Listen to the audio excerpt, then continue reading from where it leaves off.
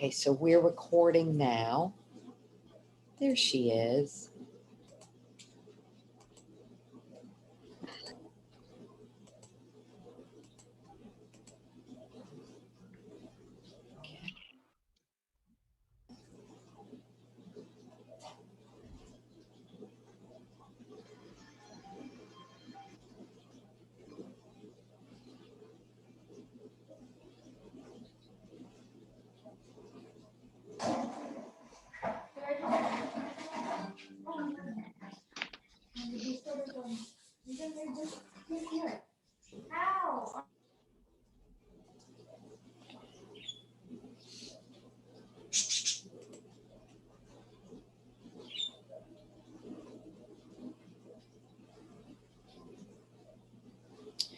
Good evening, everyone who's already online. We're just waiting to see if we have any more people to let in to this program. And I'll go over I'll just wait for these two people to get themselves signed in. Just some Zoom etiquette, of course. If you can make sure that you're muted.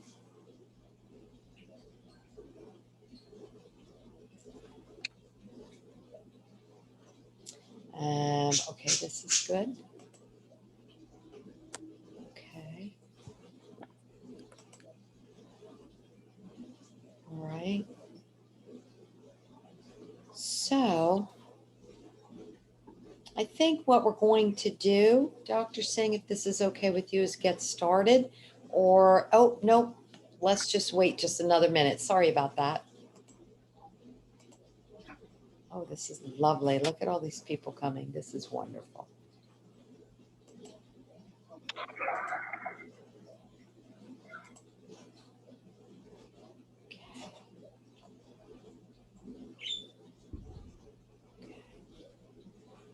So it almost looks like we have everyone who has joined the program.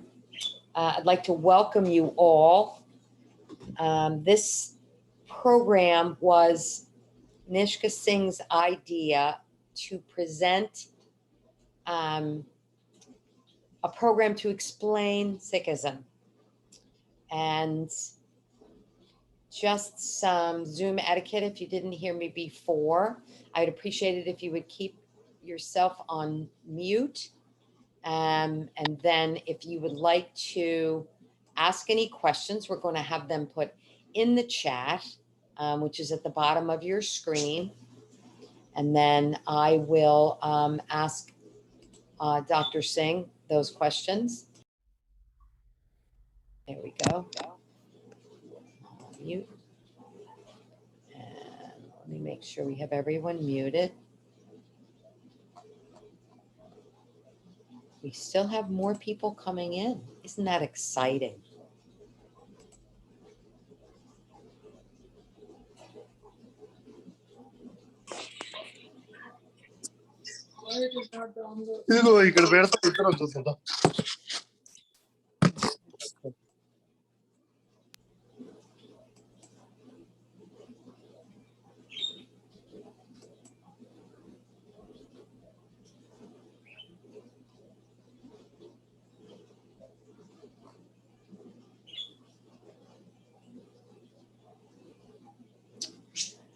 Do you know how to do that? I don't know how to do that, but I was just wondering if we did plan to go Facebook Live. If not. Oh, wait, hold on. Hold on. Unmute yourself for me, please, for a minute, Nishka. Yeah, so I was just checking if we were going to go Facebook Live. If not, that's totally fine because I think Zoom is also really great. Okay.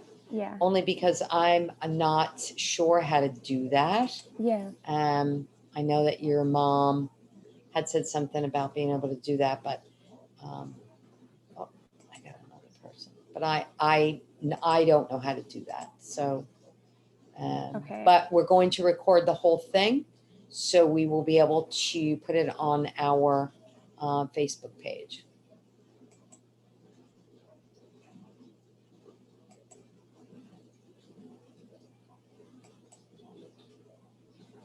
Okay. I think we should get started. I'm very excited about this program. As most of you heard, this was Nishka Singh's idea to have these two wonderful presenters who are going to come we're going to ask some questions of Dr. Sandeep Singh, and no one has their camera on. He is going to be able to explain Sikhism to us all. And if you have any questions, please put them in the chat. Welcome, Dr. Singh. If you would like to begin your part of the program, that would be very much appreciated. I do have some questions that I'd like to ask you. So I guess the first question is, can you tell us how Sikhi got started? Sure. And thank you very much for having me, Jean Marie. Much appreciate the invite. And I want to thank Nishka Kaur Singh, who's also was very instrumental in bringing us to the table with regards to doing this as a motivated member of our community. So I think it's probably easiest if I share my screen. So I'm going to go ahead and start that if that's okay. I put together some slides that I thought would be visually maybe engaging and easier for people to follow along. Oops, I'm going to just scroll back to the beginning.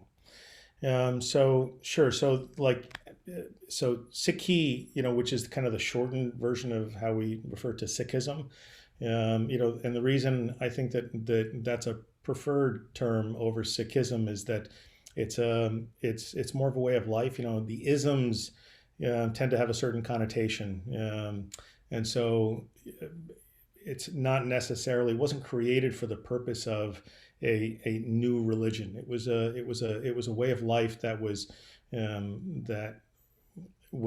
at the time hoping to uplift the people of India, where it originated, and the northern state of India called the Punjab.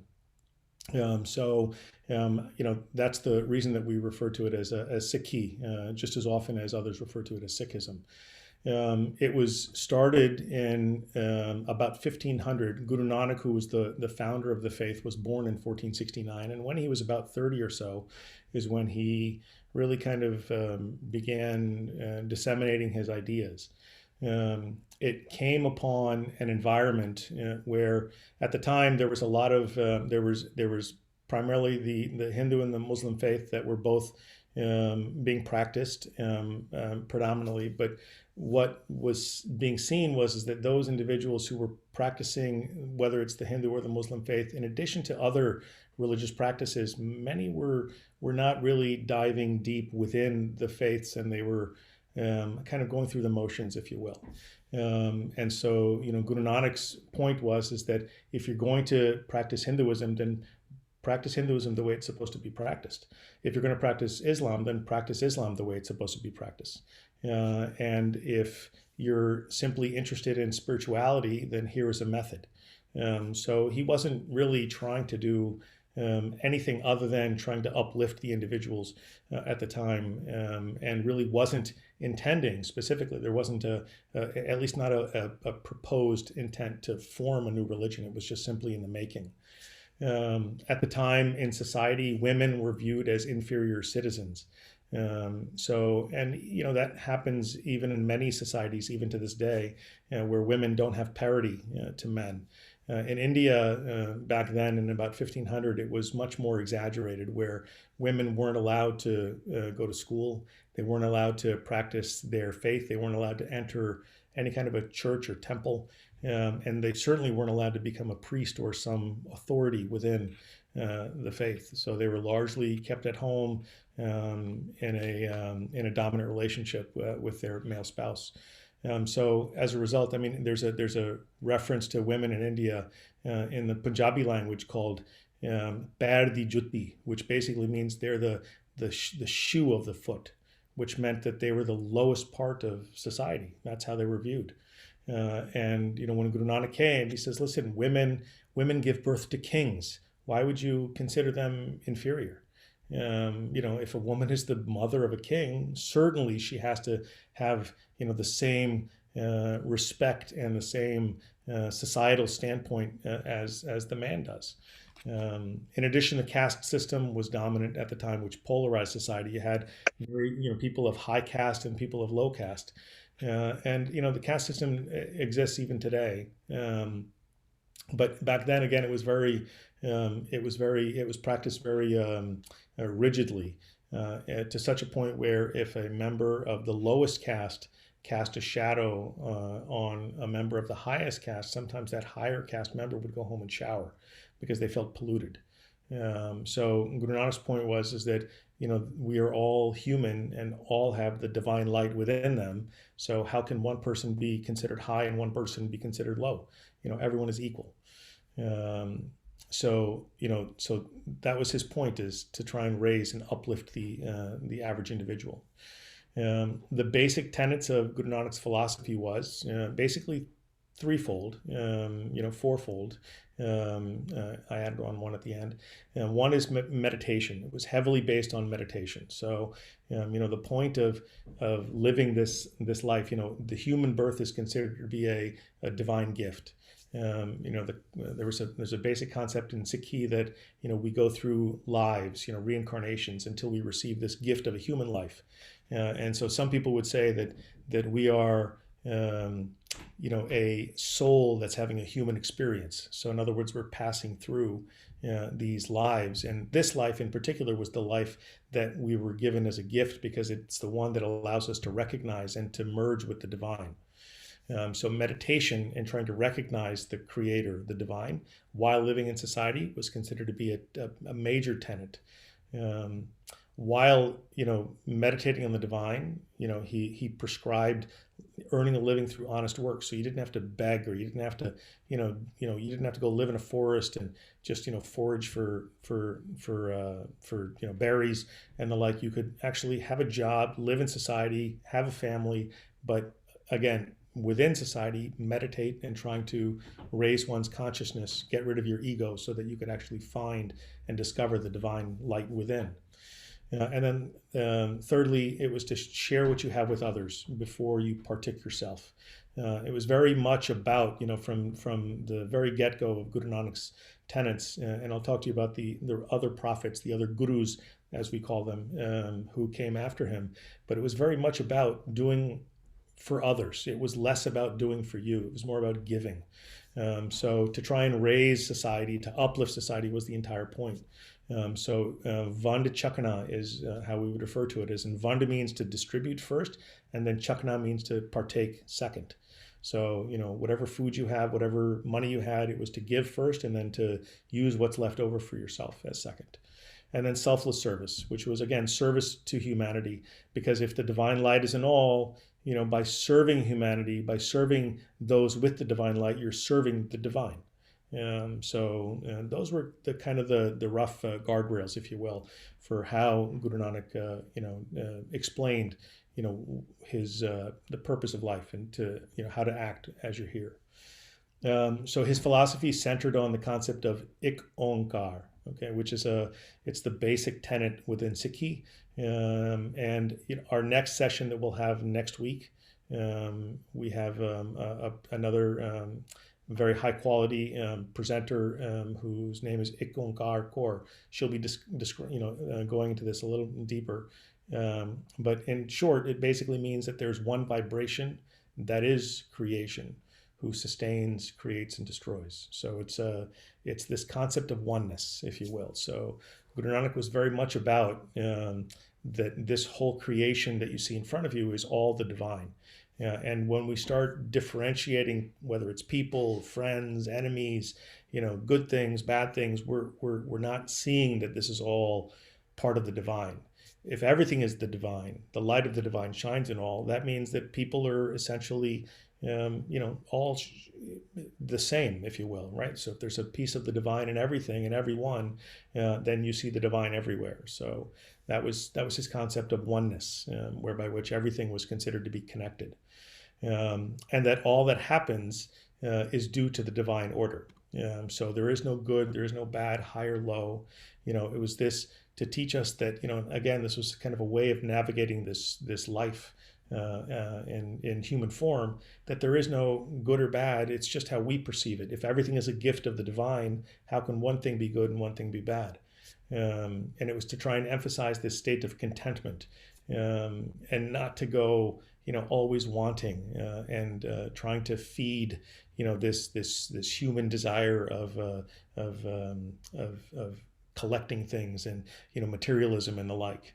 He was very much about simply being content with what you have, and whatever you think you have in excess to give to others who don't have. And then, of course, the meditation had the heavy emphasis as that was the main mechanism or the vehicle to find the divine, to discover that divine light that is within. So those are the basic tenets of Guru Nanak's philosophy. So in short, there were 10 gurus all in all. Each guru sharing the same line of thinking or light, if you will. And we do a workshop with kids, that we line up 10 candles, for instance, and we take one candle, and when one candle, before that candle loses its fire, if you will, the second candle gets lit, and that's the second guru. Then the third candle gets lit, that's the third guru. So it's that same divine light within each of our gurus, that are all connected directly to the divine. So that, in that sense, each of the gurus shares the same thought process. They weren't different in terms of how they thought, but they simply reacted differently to the times. And I'll explain what that means in a moment.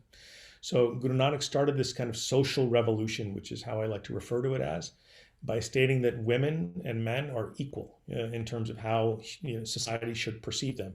Their rights are equal, their ability is equal, their capability is equal, their ceilings are equal. There is no difference in terms of what a man can do or a woman can do.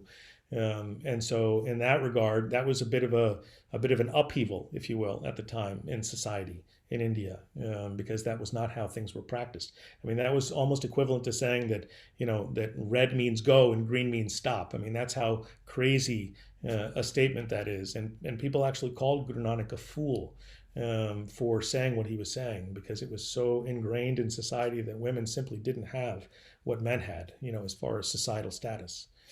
And then further stating that all humans are equal, not just men and women, but all humans, regardless of race, ethnicity, birthright, caste, gender. It didn't make a difference, because if that same divine light is in all, how can one be considered high and one be considered low? So that was really very much the emphasis. And again, it was to try and uplift, especially the lower parts of society at the time, who simply didn't have access to the same spiritual upliftment in the practicing systems that were present in India at the time. And then Guru Nanak was very much about activism and stood up against invaders despite the risk of death. So he was very much about calling out the truth, irrespective of who was the offender, if you will. And other examples of that I'll show you along the lines of the Guru's lives.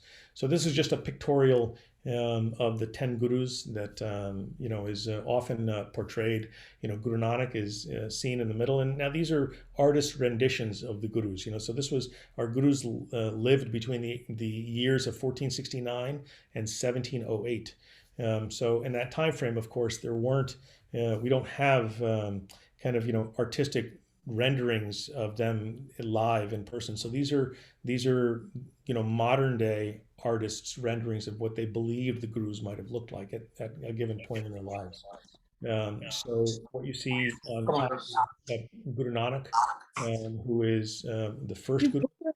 On the bottom, you see a pictorial of Guru Gobind Singh, who was our 10th living Guru, our last living Guru. And then on the sides, you see Gurus 2 through 9. And I'll briefly speak about them, just so you have a sense in terms of who they are and what they contributed to the evolution of Sikhi. So, as I said, first Guru was Guru Nanak. Our second Guru was Guru Angad. And Guru Angad formalized a written script for hymns that were written down, both his and from Guru Nanak's, so that there was no mistake in terms of how the actual pronunciation or enunciation was performed. He didn't want anything to be lost in that regard. So the way that the words came out of the Guru's mouths were put on paper in this script referred to as Gurumukhi, which means from the mouth of the Guru. And that script was formalized by Guru Angad and exists even to this day. So the very words that were uttered by the gurus were put down on paper, and those are the same words that we recite today as part of our hymns. So it's not someone else's interpretation or some third party's description of what the guru said. It is the actual words of the gurus. Our third guru, Guru Amar Das, formalized the concept of the free community kitchen. So all who came to meet the guru were fed. And again, this was the purpose of this was also to uplift society. So in recognition of the fact that you couldn't go after spirituality or some higher goal if you had no food, or if your basic needs were not being met. So this was all about making sure that even the poor and the hungry, the homeless, were fed, clothed, and provided shelter. So the gurus very much, were all about trying to help those who could not help themselves. Our fourth guru, Guru Ram Das, started the Sikh center of activity at the time, which was called the city of Amritsar, that is present to this day. And our fifth guru, Guru Arjan, constructed the Harmandir Sahib, which is the center. It's called a Gurdwara, which is our place of religious worship in Sikhi. It was gold plated in the 1700s. And it is now referred to as the Golden Temple, although the Sikhs still refer to it as Harmandir Sahib or Darbar Sahib.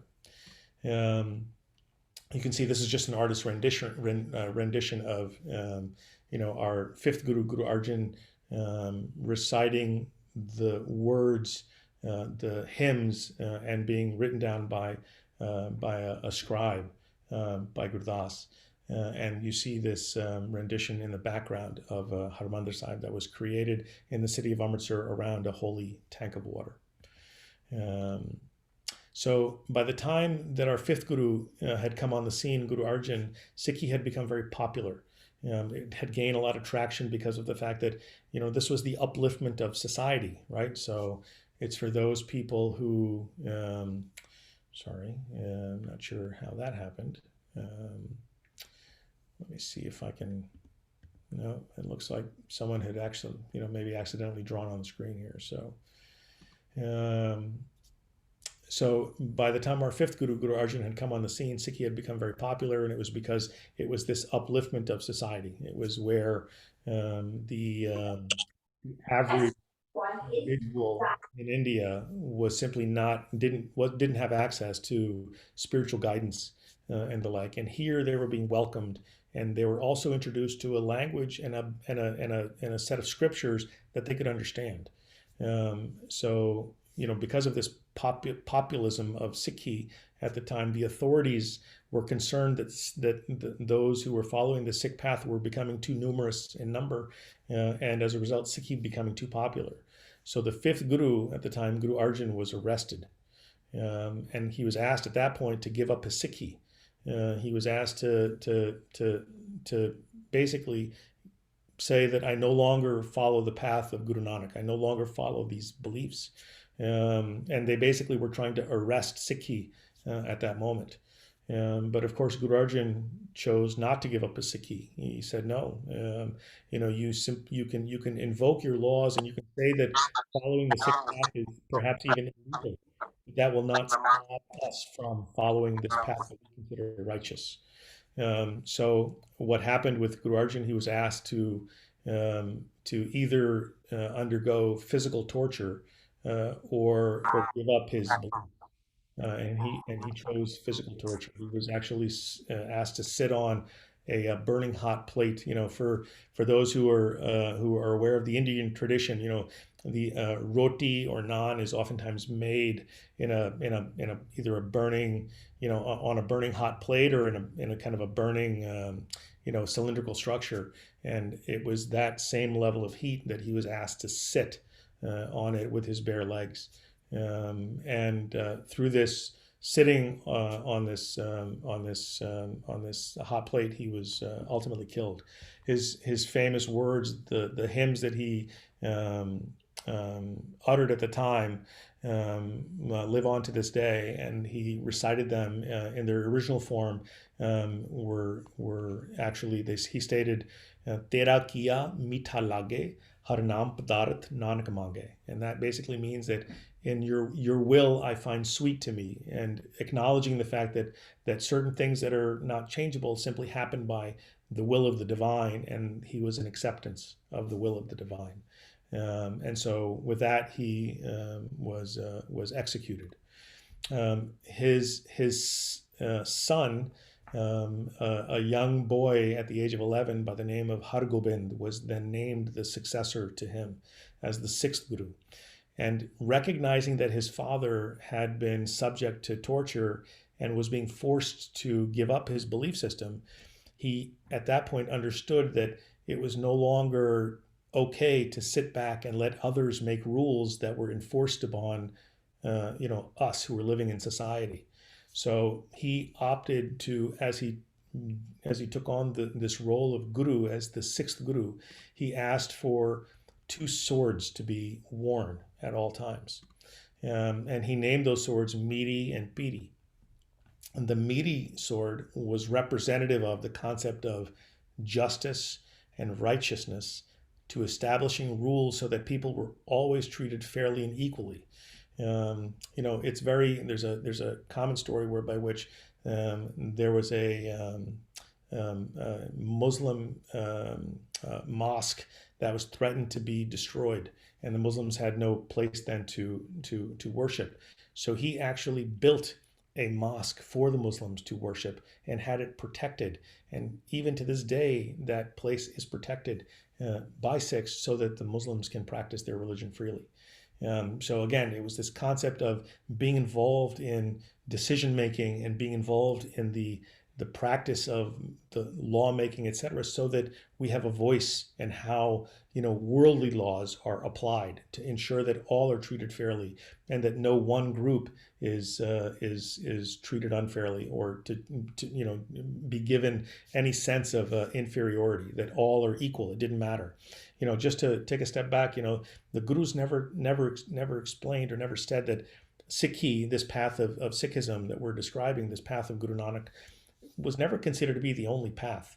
They were never about, you must follow this path or no other path, or you'll never attain salvation, if you will, or you'll never attain liberation from this cycle of birth and death if you don't follow this path. They were all about, follow what path feels right to you, but follow a path and recognize that divine is in all of us.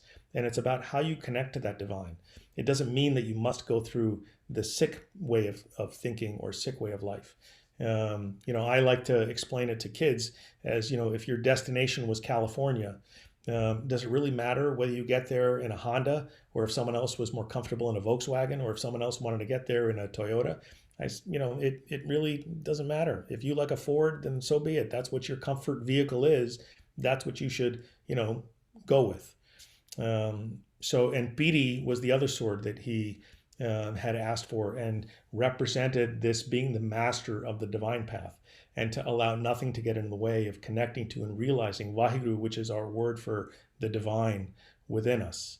So basically, these were the concepts that came about now as a result of seeing his father subject to torture, and subject to this forced attempt at giving up his belief system. And he thought that at this point we have to defend ourselves and defend our way of life, and defend all people's way of lives who want to practice their faith fearlessly and independently.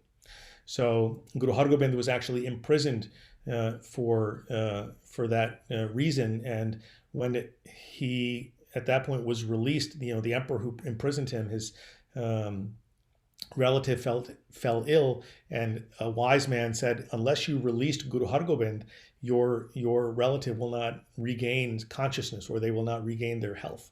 And so that he agreed to release him from the prison that he was in. But he declined the release because there were 52 other princes of different faiths and backgrounds who were imprisoned right alongside him in the same jail. And he refused to be released unless all 52 were released with him. And the emperor said, I'll make you a deal. He said, how about we only release those that can hold on to your cloak? He had a robe that he had worn. And he says, only as many as can hold on to your robe will be allowed to leave with you. So what he did was he had someone make a special robe that had 52 tassels. so that each of these 52 political prisoners who were imprisoned at the behest of the emperor had something to hold on to, and all 52 walked out with him. So again, it was all about parity. It was all about what's fair, not for us, not for the people of the Sikh faith, but what's fair for humanity. So it was all about this this standing up against injustice. Our seventh guru, Guru Har Rai, was the embodiment of compassion. And here's an example of how he was, Guru Har Rai was the young boy here. Guru Har Gobind was the older image pictured here, who was explaining to Guru Har Rai that when he ran through a garden, he had been running through a garden, and his cloak, his robe, was freely in the bouncing about in the wind, and had knocked over a flower to the ground, knocking it off its stem. Guru Har Gobind explained to young Har Rai and said, you must always be careful of your actions so that they do not hurt others. So do what you will with you, but don't let your actions cause harm to others. And he taught him the importance of being aware that your actions are simply, they're neutral or help improve others' lives, not hurt them. And so as a result, he thought at that point, he was very much about, how do I protect things? How do I help others? He had actually had the largest zoo in India was created at that time. And he also then developed a massive dispensary of medicines. The Ayurvedic path was very much prevalent in India, and he developed the largest repository of medication. The emperor's son at that time fell ill, so he asked the Guru for help, even though the emperor didn't really like the popularity of Sikhi, as you can tell by what had happened to the fifth Guru, Guru Arjan. So despite that ill will, if you will, from the emperor to the Gurus, the Guru had said, and this is, just a way of kind of describing how we should all be approaching even those who appear not to be our friends. The Guru had said, with one hand, man breaks flowers, and with one hand offers them, but the flowers perfume both hands alike. And he gave the example of the axe cutting the sandal tree, yet the sandal perfumes the axe. The Guru ought therefore to return good for evil. So even when an axe cuts down a tree, that tree beautifies the axe. So there is if someone does something evil or negative to you, return that with good, not with equal, fervor or evil. So it was all about do unto others, but at the same time, always respond with positivity and always respond with grace, and treat others in a way that you want them to be uplifted, never with evil or with an intent to harm. So that was our seventh Guru. Our eighth Guru actually was a young boy, and a young boy with the divine light of Guru Nanak within him. A learned man could not believe that a young boy at the age of 5 could possibly have the divine knowledge to guide a group of people who were interested in spirituality. And so he asked this young boy, he said, explain to me, the prevalent scriptures at the time. And he had said, not only will I explain to you, but why don't you ask anyone else to come forward and I'll explain them, to them. So he asked this kind of a less learned person in the congregation to come forward, and Guru Harkrishan tapped him on the story is on the knee, not the head, but he tapped him on the knee, and he instantly, this very unlearned person, was able to expound the deep divine meanings of the relevant scriptures at the time. And this learned person who challenged Guru Harkrishan to share his divine knowledge was amazed that he had transferred that knowledge to a person who had very little to no knowledge of anything. So, and our ninth Guru, Guru Tegh Bahadur, was another example of where, one of our gurus who'd stood up against injustice and had done something that really, from a historical standpoint, was very unique amongst any tradition, whether it be religious or non-religious. And Guru Tegh Bahadur was being asked by a group of very learned individuals of a different path, of a different religious path, that they must, the emperor and the authorities at that time were very much about trying to, subvert other people's independent faiths and trying to basically bring them all under this one kind of umbrella. So these very learned individuals of a different path were being asked to give up their faith or accept death as an alternative. And they didn't want to give up their faith, but they also didn't want to die. So someone had said, go to Guru Tegh Bahadur. He is a very learned man. He can help you. So they all approached him and asked for guidance. What should they do? And after thinking about it and discussing it in the presence of his young son at that point was 9 years old. And this young 9-year-old boy basically had said to him, he said, Father, what greater person than you to go stand up against this injustice? So he basically offered his father this ability or this opportunity to go forward to the emperor and say, if you can convert Tegh Bahadur, if you can convert me, then I promise you all these other people that you want to convert will agree to be converted. And that was what he did. So he went forward and told the emperor this, and the emperor said, okay, then we must convert you. So convert now or accept death as an alternative. And Guru Tegh Bahadur refused to convert. And he said, I will accept death happily if it means that all these other people are no longer bothered and they are allowed then to practice their religion freely. So he accepted death and was beheaded. So again, stood up against this injustice of another faith, not his faith, but another faith, whereby which they were being persecuted and they were being told that they couldn't practice their faith independently. So, he stood up and gave his life rather than give up his faith, thus allowing others to practice their faith freely. So that type of sacrifice, you don't hear of, and it's actually never been documented in any other religious or non-religious tradition where a leader had given up his own life, sacrificed himself for the benefit and for the allowance of others to practice their tradition freely. So I think I was going to stop there, but why don't I, actually, you know what, let me finish this part off because this was relevant to our 10th guru. And I'll try and stay on time, but I told Jean Marie that I'm not very good about keeping an eye on the clock, but I'm doing my best. So, in this day and age, there's a certain kind of view of what a Sikh looks like that came about as a result of our 10th guru. And our 10th guru basically had given us this outer form that you see here today. And this is an example of someone in traditional outerwear, if you will, with the traditional concepts of what we typically see on a Sikh. But you can see that, a Sikh, can be, viewed in different forms as well. But there is kind of a commonality to it. You see a group of women on your top left, and you see another group of women on the bottom.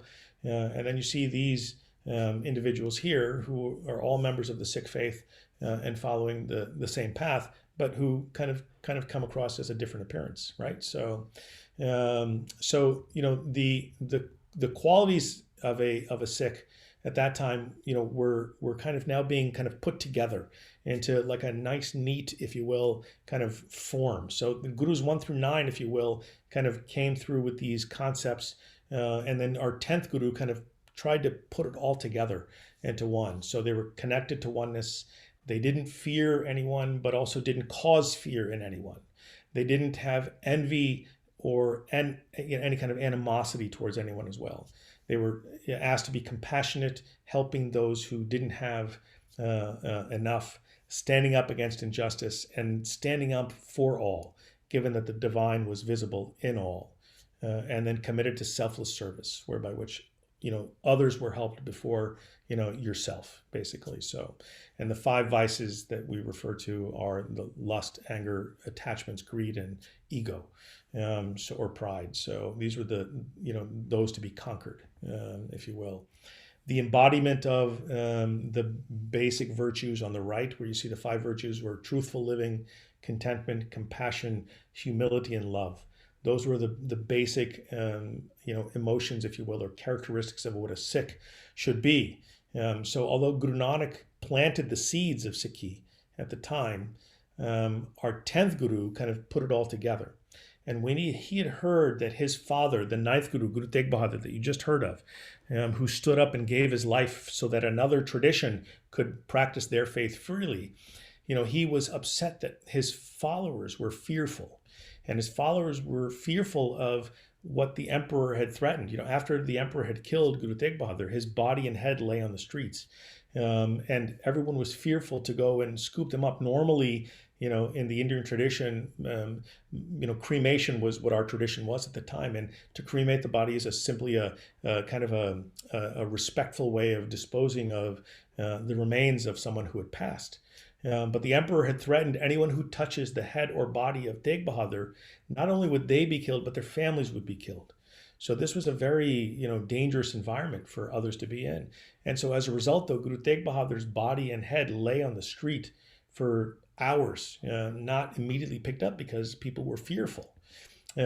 So one person had actually scooped up his body, and because he was afraid of what the emperor had said and didn't want to have an open funeral, put the body in his home and burnt his home to the ground. So that was kind of a way of disguising the funeral. But again, it was done out of fear. When the 10th Guru, when the young son of Guru Tegh Bahadur became Guru after his father had given his head, and he saw his father's sacrifice, he at that time realized that something had to be done. So he, at that point, promised to transform ordinary human beings, those who were simply, following the faith in the way that was prescribed, but to give them a backbone, to give them a way to become a hawk, whereby which you were no longer the hunted. You were ready to defend, and you were ready to declare your faith and not hide. And your faith was then, visible openly. So he performed, if you will, a type of baptism where he asked these 5 others, he had a group of thousands of people, and one by one he asked for someone to come up and give themselves to him, ready to sacrifice everything. So basically 5 people agreed to commit themselves, to give everything, to basically, they were ready to die for this thought of standing up for righteousness is what they were there for. And then after these 5 had stood up as the initiated members of this new organization that we now call the Khalsa, that Guru Gobind Rai, which is what his name was, then asked to be admitted to the same group through this ceremony that we refer to as Amrit. And he asked to be baptized by them. So equating him to them. So again, historically, this is a bit unique in that a leader of the organization, the divine leader, if you will, equated himself to these 5. He said that we are equal, that where these 5 are, I am. And then asked to be given the last name Singh. So just a historical context, men typically have the last name Singh, women typically have the last name Kaur, K-A-U-R. And both have the same concept of royalty, if you will. And the reason for that is that the caste system oftentimes could be identified within your last name. You could tell what family you were from, and that then identified you as high, middle, low caste, etc. And in order to put people on the same level, those last names were shed, and as a result, the last name Singh or Kaur was given. Singh for men, Kaur for women, which basically were, again, royalty designated type last names to make people on that same equal plane, if you will. So, and I think I'm going to probably stop there, if that's okay with Jean Marie, and then we can kind of move on based on her question. Yes. I could speak a lot, and I sometimes don't know where to stop. So, well, to be perfectly honest, I could listen to you all night, but that's just me because I like the way you speak. Okay, so we discussed the 10 gurus, and then it says, can you tell us about your scripture? Are there writings that you consider sacred? Sure, and you can tell that I'm not, just really good at this. We kind of coordinated this, so this is indeed the next part of this presentation, whereby which we talk a little bit about what our current scriptures are, and the current totality of the scriptures are referred to as the Guru Granth Sahib, and what this is it's a collection of writings of our gurus and other designated divinely enlightened beings, who at the time our gurus felt as though they were connected to the divine in the same fashion, and their words too were put in here. So, as I said before, the words of our gurus were written down by themselves in this Gurmukhi script that I had alluded to earlier. And so these were the actual words uttered out of their mouths. So this is not interpreted or someone else telling us what their words are. These are those same very words. So we look at their words as our current guru, if you will. So the 10 gurus after our 10th guru, Guru Gobind Singh, that we just talked about, had left their earthly plane. Instead of adopting a line of gurus that were to continue on, he passed on the guruship, if you will. He said, listen, your guidance coming forward will not come from a human form. It'll come in the form of what's called the Shabad, okay, or the written hymn, the written uttered words of our gurus. And so those are what we are now bowing to. Those are now the guide for us in terms of this life and how we navigate through it. So all of their writings were put together and compiled, and that is now what we refer to as Guru Granth Sahib.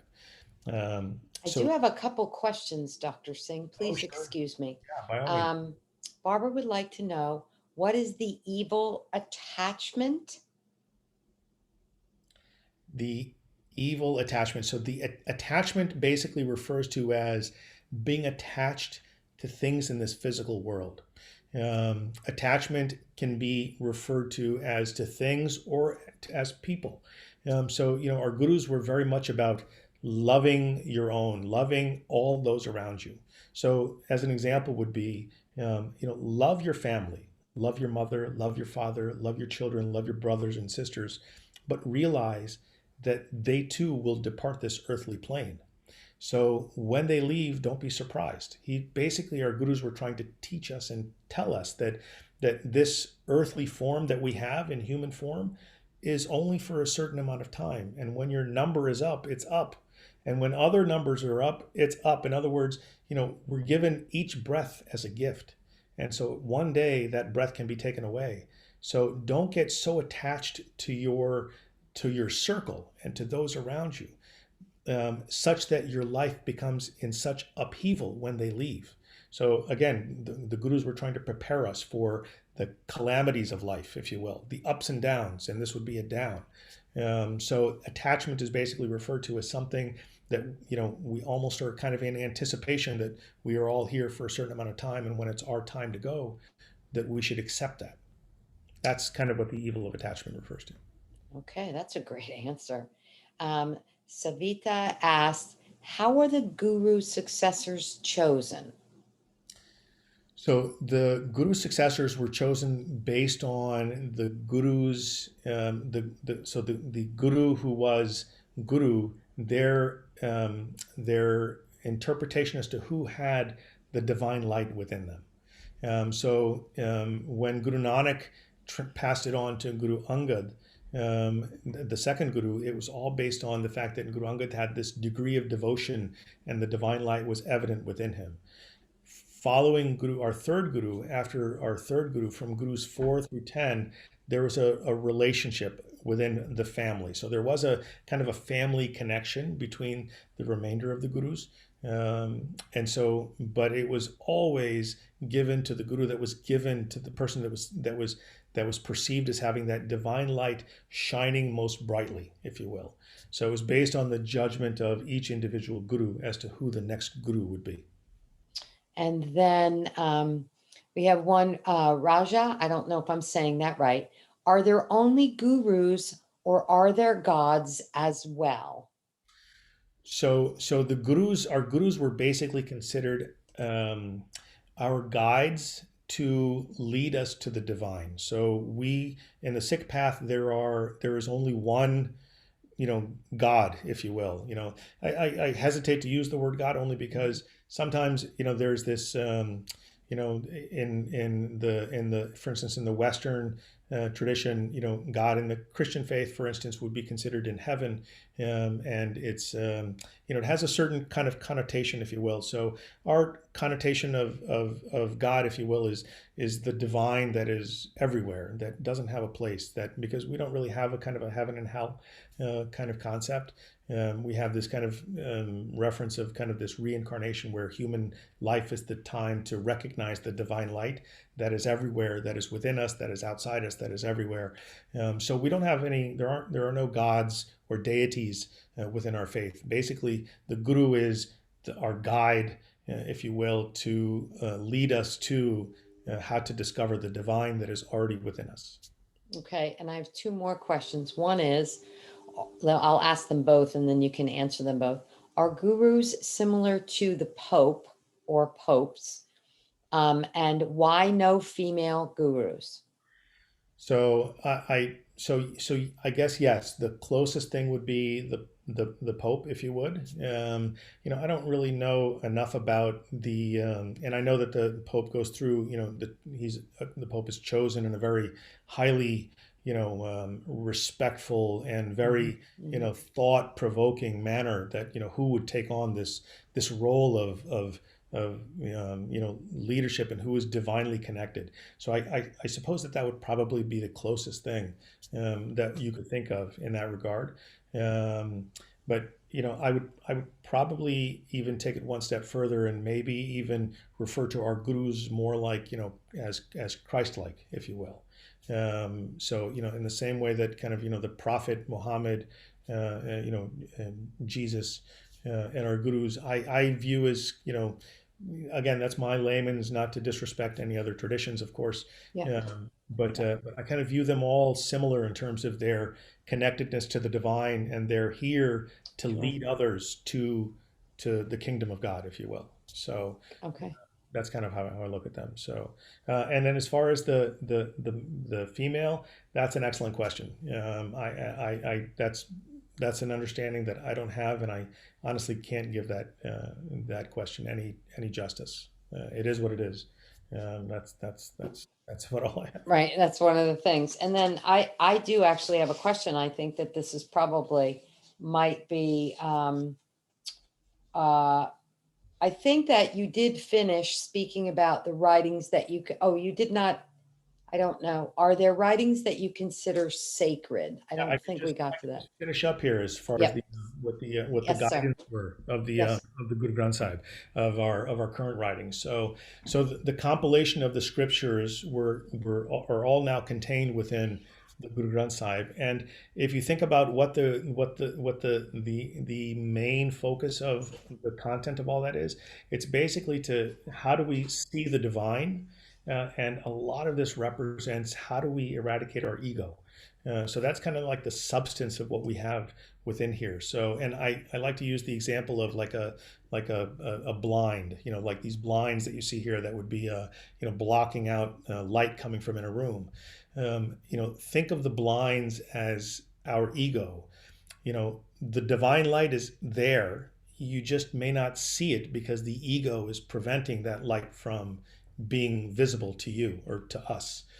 So the scriptures basically go on to tell us, these techniques, in other words, this meditational kind of lifestyle that we should live to eradicate our ego so that eventually the blinds are removed and that the divine light is firmly shining within, unobstructed.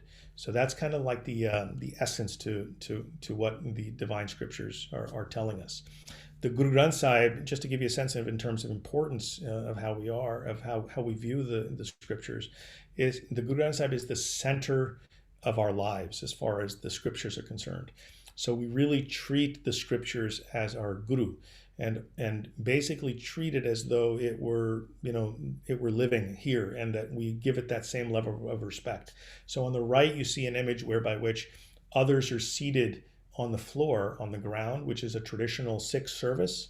And the Guru Granth Sahib is the center of the attention of the entire service and is elevated above all others who are seated. And that's to give the importance and the heightened respect that we have for the writings that are within. There is someone sitting behind the Guru Granth Sahib who is there for the purpose of of maintaining respect and simply to care for, if you will, that no disrespect comes to the scriptures. So it's not the actual physical, book, if you will. It's not the paper or the binding or anything that's physical that we bow to or that we are respecting. We're simply respecting the message that is contained on those papers. And so that's the reason that we give it the highest respect that we do. And as we enter a religious service in a gurdwara, we enter first by bowing to the scriptures. And that's the tradition that we have. And then everyone is seated on the floor. So you can see we have no chairs, and they're seated below the level of the scriptures. So, and just as another point of emphasis, the Guru Granth Sahib is the center of the Sikh marriage ceremony. As a couple gets married, they actually walk around the Guru Granth Sahib as 4 separate hymns are sung. And this represents the fact that the Guru Granth Sahib and the teachings therein are the center of a Sikh's life. And as 2 souls, enter this marriage path, they're 2 souls trying to achieve spiritual liberation. So I think that's about it for the scriptures, if you will, Jean Marie.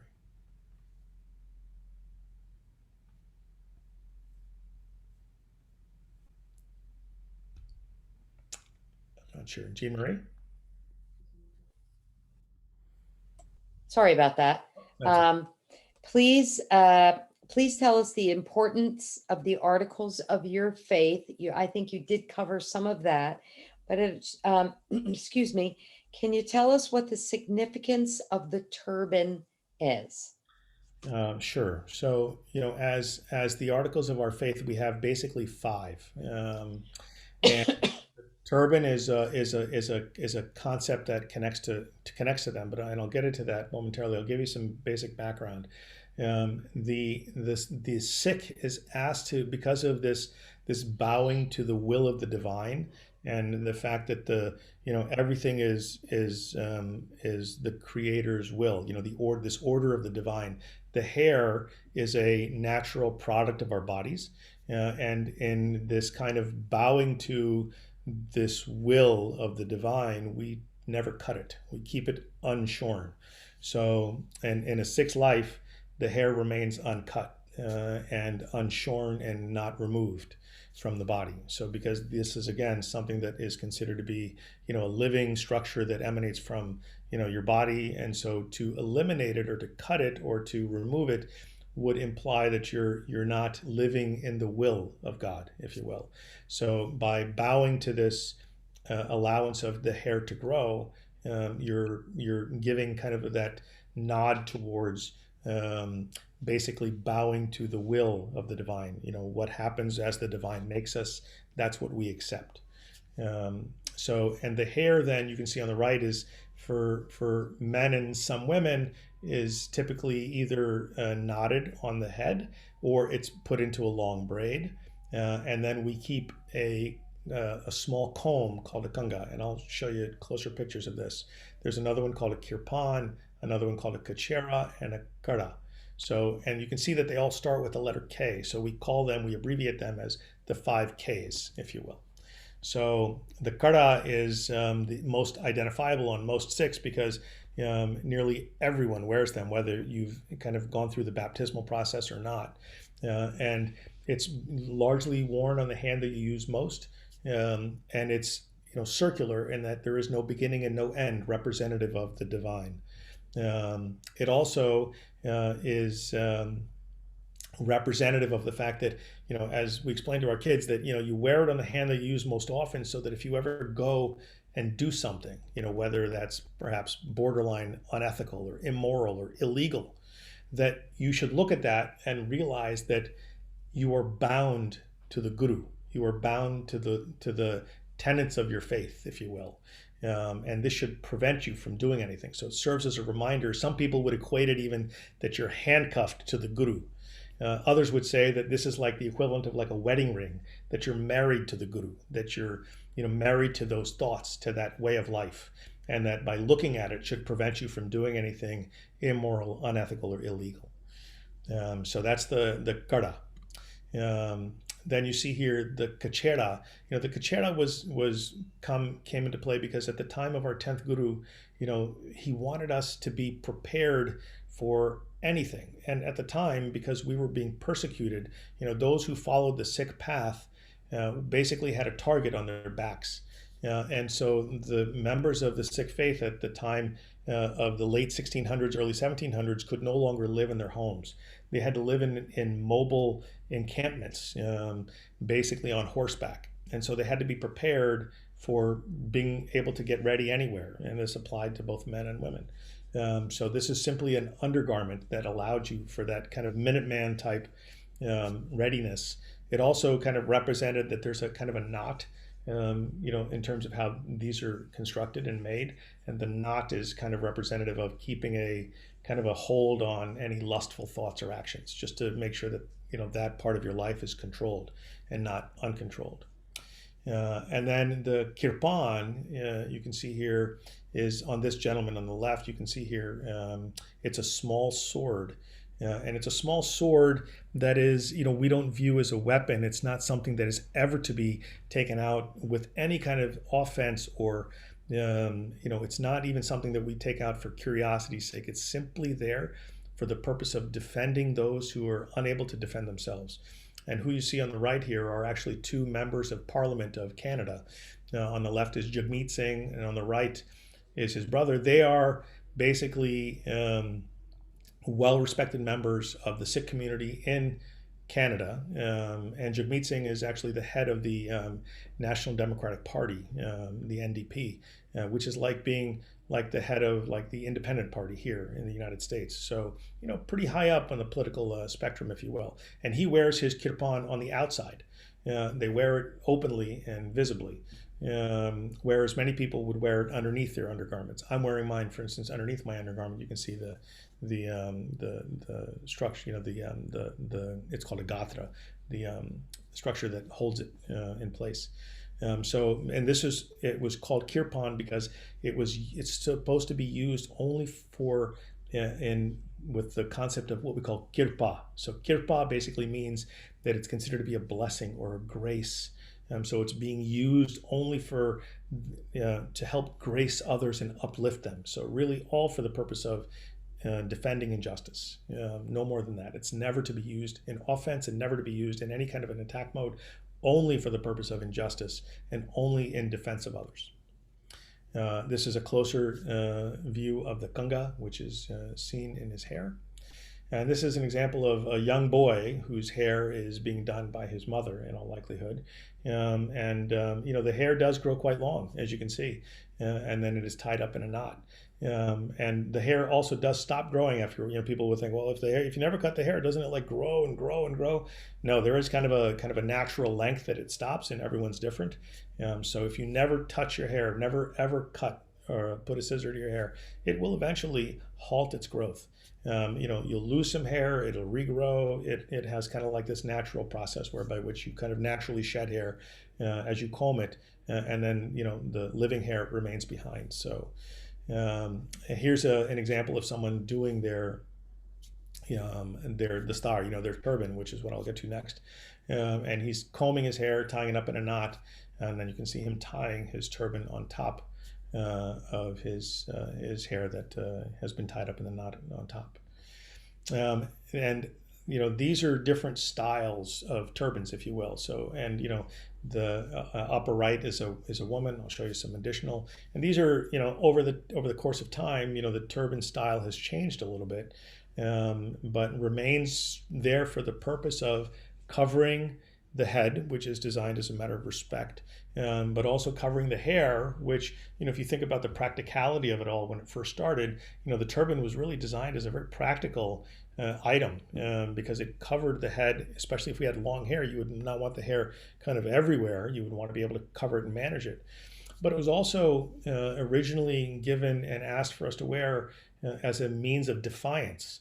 So after Guru Arjan, the fifth guru, was martyred, after he was executed for his beliefs, the sixth guru, Guru Hargobind, who asked for the two swords to be worn, at that time, the emperor had made it illegal for two things to happen for anyone.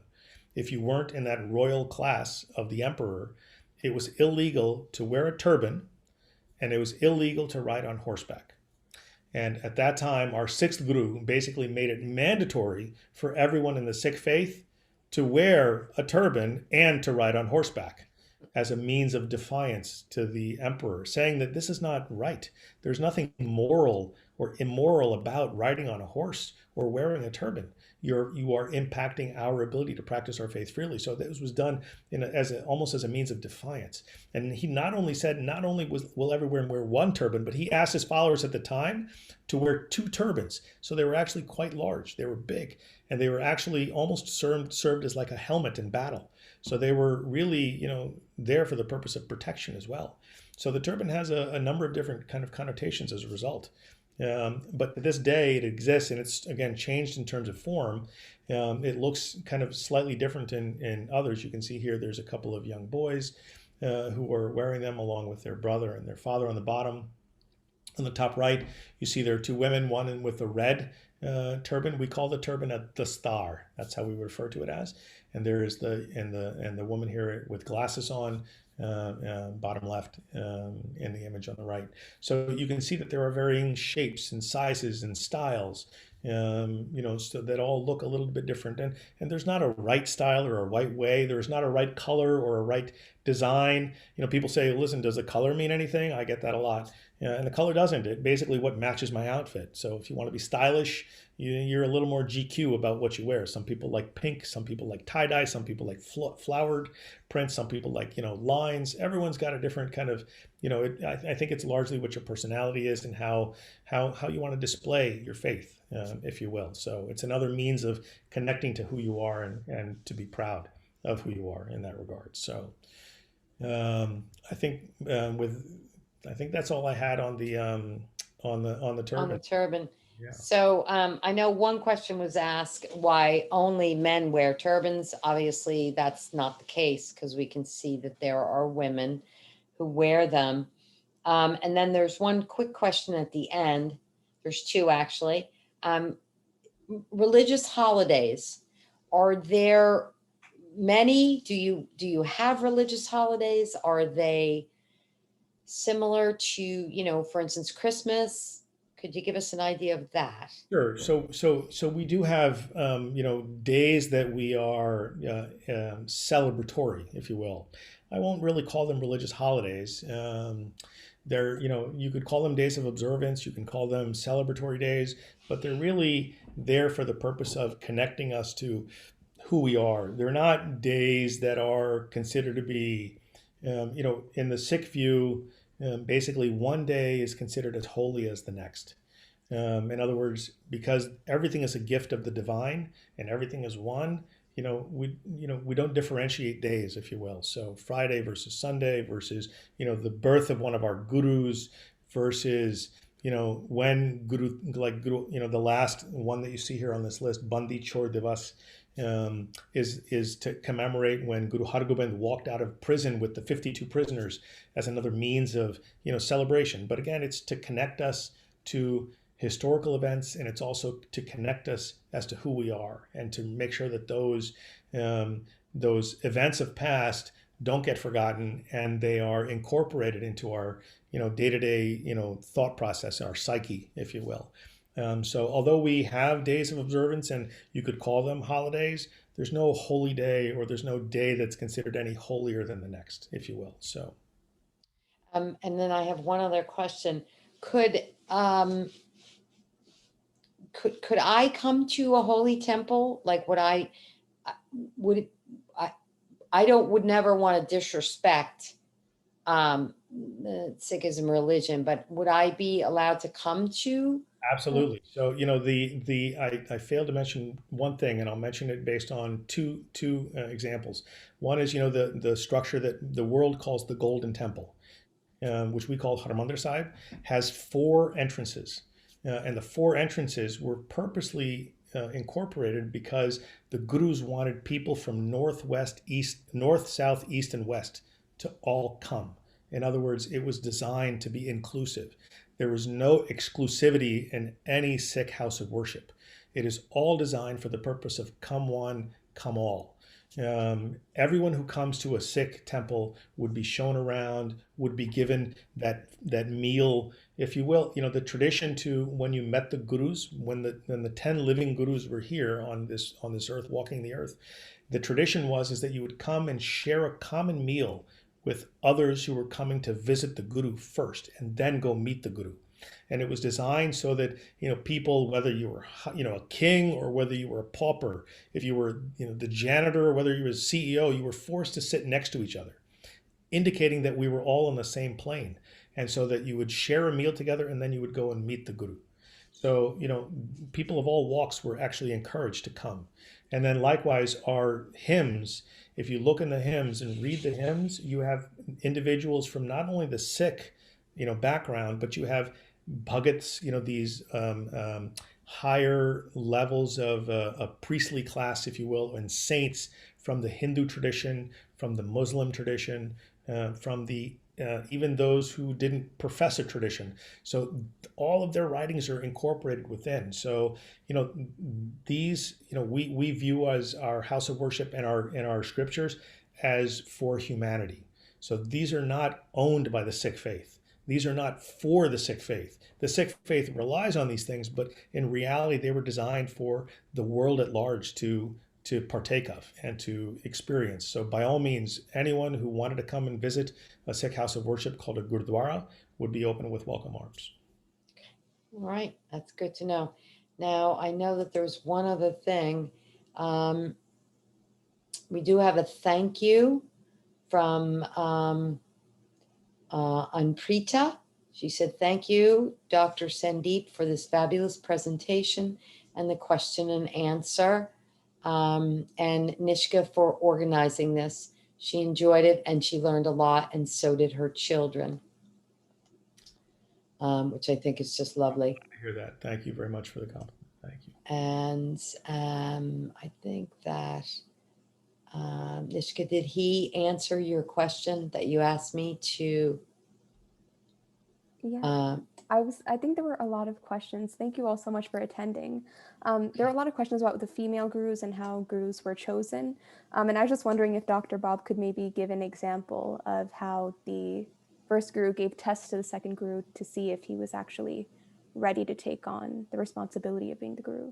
Sure. So the gurus were less about are you of the male or the female form, if you will. It was more about who was most apt or who was most ready. And remember, at the time, despite the purpose of one of the purposes of the Sikh faith was to uplift and to show equality between different peoples and between genders, women were oftentimes already subdued. So they were not typically the ones that were at the forefront and who were, coming up closest to the gurus, if you will. So they typically stayed in the background because that's how they were, that's how society trained them. So I think that that's part and parcel of how men tended to end up being the gurus and not women. But indeed, the gurus looked at who would be the next guru based on their worthiness, if you will. And an example of that would be, how the next guru was, what their level of devotion was, and what their level of willingness to listen to the tenets of the gurus, to listen, to follow the commands of the gurus, to follow this divine path, if you will. And the example that Nishka is referring to is that the second guru, was a devotee of the first guru for many years before he became the next guru, and he was chosen because of his willingness to follow the instructions of the guru in a way that uplifted his psyche, in a way that even so that the Guru Nanak's sons refused to do because they thought it would be silly. For instance, there was a wall that the Guru wanted made, and the Guru kept saying each time the wall got made that it was not perfect, and so it has to be knocked down and be made again. And the Guru's sons got frustrated after a certain time, whereas Guru Angad, who was the second Guru, really allowed he was fine with knocking the wall down as many times as the Guru asked him to. So basically, the Guru saw this level of devotion to the Guru's word, if you will, and chose him then as the next Guru based on his worthiness and his devotion. And so that's just an example of how the next Guru was chosen, whether it was a familial connection or not. And I believe that answered your question, Nishka. I do have some comments I would just like to read really quickly. This is an excellent talk. This is from Prasad. Very informative and such a lucid presentation. Thank you, doctor, and thanks, Nishka, for organizing. Vidya said, this was a wonderful learning experience. Thank you very much for organizing this. And then from Savita, she grew up in, I'm not even going to try and say the name because I will not say it properly, in Delhi. As much as Temple, definitely learned the significance of a lot of things. And she really appreciated, I never questioned before, and she appreciated it very much. And Deepa said that she could continue to listen to you, doctor, all night. Thank you very much for organizing. And then there's many other thank yous, excellent talk, and very informative. And it was very much appreciated. So that most of those were for Nishka and for Dr. Singh. I will remind everyone that on the 26th, next Monday at the same time, the same BAT channel, the same BAT time, we will be having another presentation. Nishka, would you like to just introduce who that new person will be? Because I know that this is your program you're going to be interviewing. So she said no. No, I'd be happy to. No, Okay. But yeah. Thank you so much, Dr. Singh, for doing this. As many of you may have seen on the flyer, Dr. Singh is a cardiologist, and it looks like he did just come back from work to do this. And I can imagine how exhausted he is. So we really, really appreciate it. So the next program is going to be on the 26th, like Jean Marie said. And this is going to be more diving into what Sikhism really is. There's going to be a lot of talk about gender equality, since that is one of the main tenets of Sikhism. And the interview is going to be with Ekonkar Kaur. And she is actually an American who found Sikhism when she was in college. So she wasn't born into the faith, she chose it later in life. So she's a scholar in our community. She's translated a number of work that's been written by our gurus in a different language. And she is just a beloved scholar in our community. So it'd be amazing if you all could come to that one. She's way more engaging and a better speaker than I am. So, I mean, I wouldn't say that. Worth listening. Yes, yes. All right, ladies and gentlemen, we're actually 15 minutes over, which is really not that big a deal. Like I said, I could listen to you go on about this. It was very informative, very interesting.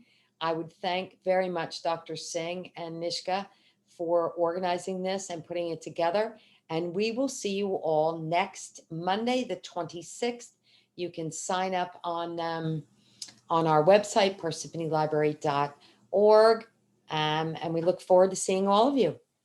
Thank you for having me, and thank you all. Thank you. Thank you Good so night, much, everyone. everyone.